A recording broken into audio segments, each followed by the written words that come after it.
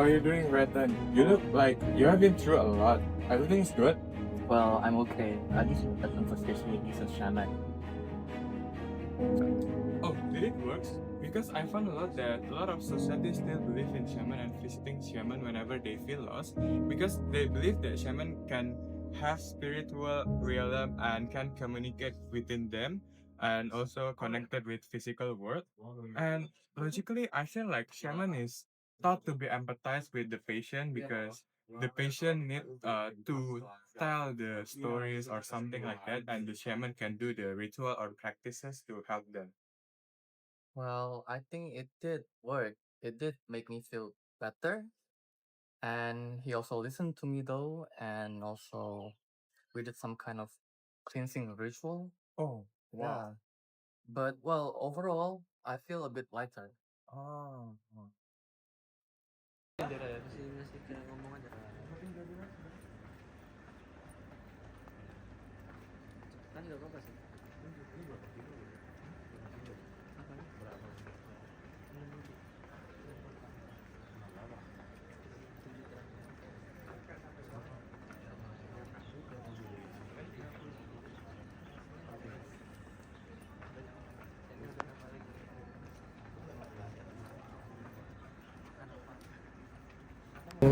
I also found a lot that shaman can get their powers from different sources because and the first one we call it as spirits and ancestors because as I mentioned before also shaman can connect with the spiritual realm and physical world, so at least they can obtain their power from the ancestor, from the animal spirits, and etc.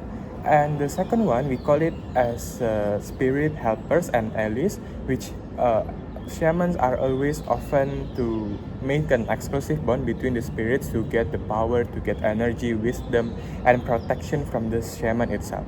The third one, number three, we call it as connected to nature, which as a traditional healer they need to have exclusive spirit, so at least they can protect the shaman, can help the shaman to do their works and something like that. And the third one, we call it as a connected with nature because as a traditional healer, they obtain their sources from the nature. So at least the nature spirit can get or can have something called like an opinion or thought to shaman can study from the nature spirit to help the people, to cure the people and heal them. And number four, the last one is community and recognition. Since all human beings are socialized persons, so at least shaman also need a circle to help them to do their works and need the patient to at least to cure or to heal them with the help with from their circles and community. Okay, based on my reading also, once again, Dr. Manfil Sain, a researcher from Harvard University, conduct a study in shamanism, and in mental tribes, they argue that shaman is a kind of profession that need to serve their community with the magical. Okay, based on my reading also, once again, Dr. Manfil Sain, a researcher from Harvard University, conduct a study in shamanism, and in mental tribes, they argue that shaman is a kind of profession that need to serve their community with the magical things. So shaman must undergo a transformative practices or rituals to become a shaman because they need to do the rituals, they need to do dive deeper into the shaman words to become a shaman, to become a good shaman. I didn't know any of that. Well, but it makes sense though, because I feel like they're trying to connect me into something bigger than me. Yeah.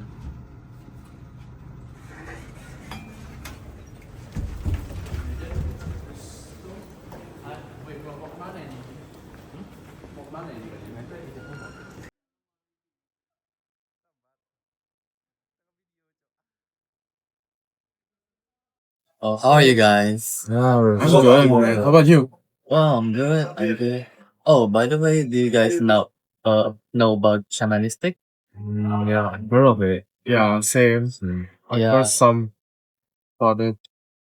Well, I'm wondering. Like, what do you guys think about shamanistic practice in your religious point of view? Okay, we can talk about it. Sure. Yeah. So, based on Christian responses to traditional healing practices and ranging from those that encourage faith, healing, or divine healing with intercessions by other people to believe in effectiveness of non-religious religious conventional medicine. The Bible provides instruction on prayers and healing in James chapter 5, verse 14 until 15. The sick people will call for the elders of the church to come pray over them, which demonstrates it is not about exceptional supernatural healers, but faith and asking God. Some churches include the Pentecostals and charismatic practices, faith healing, where healing is passed through prayer and laying on the hands. But this is not kind of to seek help from a shaman or other supernatural healing characters. But most Christian groups view traditional spiritual healing with suspicion when it includes. But this is not a kind to seek help from a shaman or spiritual medium. Most Christians group view traditional spiritual healing with suspicion when it includes spirits, divination, or other supernatural methods. The fact that a shaman was visited for help, particularly one who claims to contact the spirit realm or use act of ritual to influence the natural orders of things, is seen as an approach that contradicts Christian beliefs. One should turn towards a personal relationship with God for healing. Yeah. Okay, so in Buddhism, healing focuses in balancing between both of the mind and also the body. It is not only limited to physical treatment, but also emotional and spiritual well-being. For example, the Tibetan Buddhists, they use meditation, herbs, and other practices to help people to restore harmony. And this practice is aimed to reach nirvana, as we know that nirvana is the meaning is free from suffering and end of any desire. And that is why this practice won't contradict to Buddhism, as long as it helps to reduce suffering and also help personal growth. Whereas a Muslim, we are not agree with shamanism because shamanism is like believe in other spirit, and whereas Muslim, we only believe in one God that called monotheism, and my God is Allah only. So we are only allowed for medical treatment, and then shamanism is sirik. We call it sirik in my religion. So we are contradictive with shamanism. So in Hinduism has a deep connection with traditional medicines, particularly Ayurveda, a system of medicine that balances the body's energy, known as dosas, and Ayurveda, derived from ancient Hindu scriptures, is seen as a holistic system for health and well-being centered on the promotion of balance with the body and nature. Ayurvedically trained traditional healers are referred in Hindu societies. Herbal remedies, spiritual counseling, and rituals are also deemed as an essential part of healing in Hindu tradition, as they believe that the physical, mental, and spiritual worlds are connected with Hinduism. While Hinduism accepts the shamanistic practices, it embraces them under its spiritual umbrella whenever they comply with fundamental values such as ahimsa or non-violence and satya, the truth. Yeah. I see. Thank you guys for sharing. No problem, no problem. And by the way, I'm going to go now because I will have to meet someone and we're going to discuss more about shamanistic. So see you guys. Bye bye. Bye bye. Bye bye.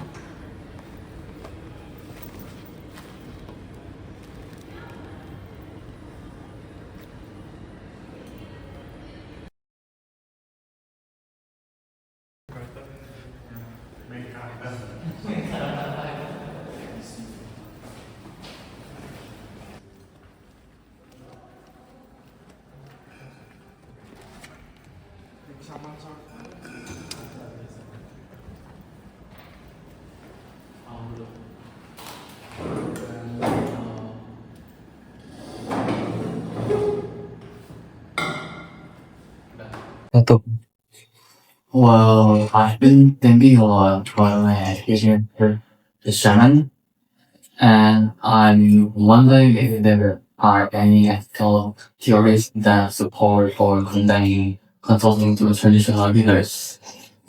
Of course, if you want to know about these kind of philosophies, there are many types. There's like utilitarianism, egoism, ecology, so many. But we'll go step by step, and let's start with utilitarianism.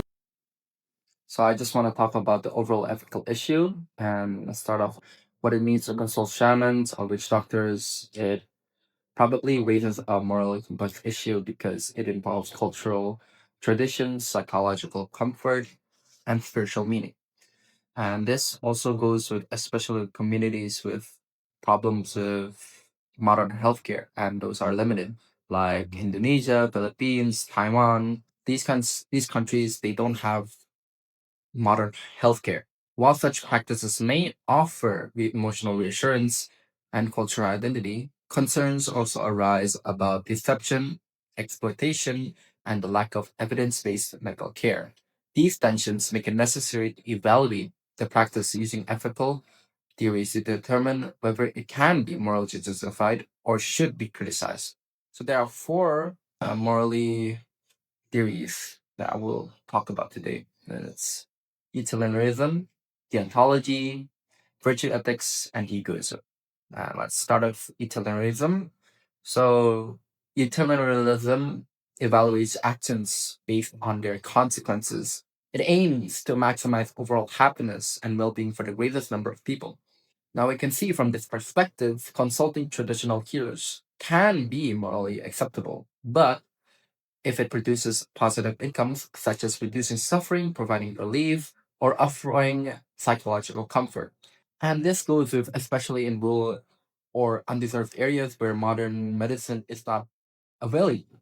If traditional healing improves well being and reduces stress, utilitarianism would support it. However, if such practices cause harm, involve fraudulent remedies, or delay necessary medical treatment, they would decrease overall happiness, and there would be morally wrong under this ethical theory, utilitarianism. And let's go straight into the second part is that deontology. So deontology, particularly if you know Immanuel Kant approach, judges morality on adherence to moral rules and duties rather than outcomes. From this view, we can see that consulting a traditional healer is morally permissible only if ethical duties are respected, such as honesty, respect for patient, autonomy, informed consent, and non maleficence, well, meaning doing no harm. And if healers act in good faith and do not deceive or exploit patients, the practice can be morally allowed.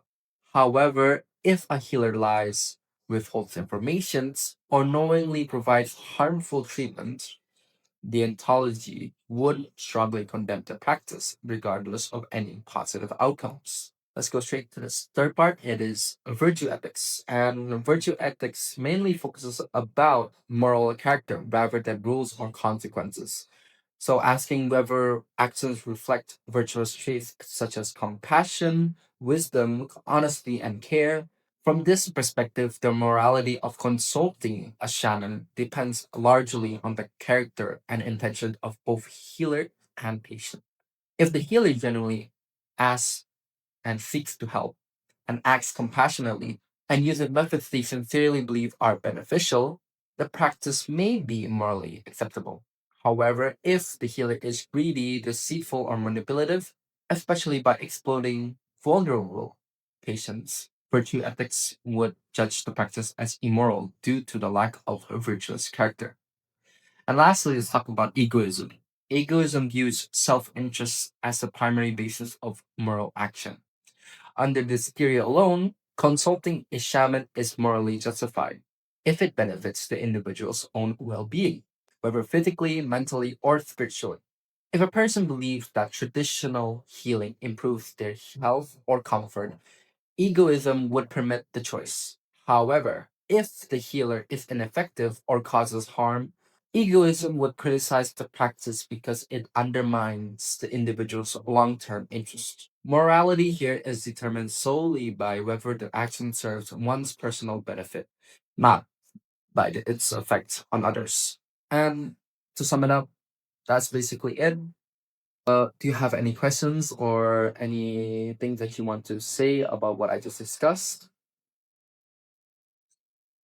Well, if that's it, Brighton, it was nice meeting you. It was a nice discussion, a very long discussion, and I hope we got the points just like you said. And yeah, see you later, Brighton. Okay, have a great day.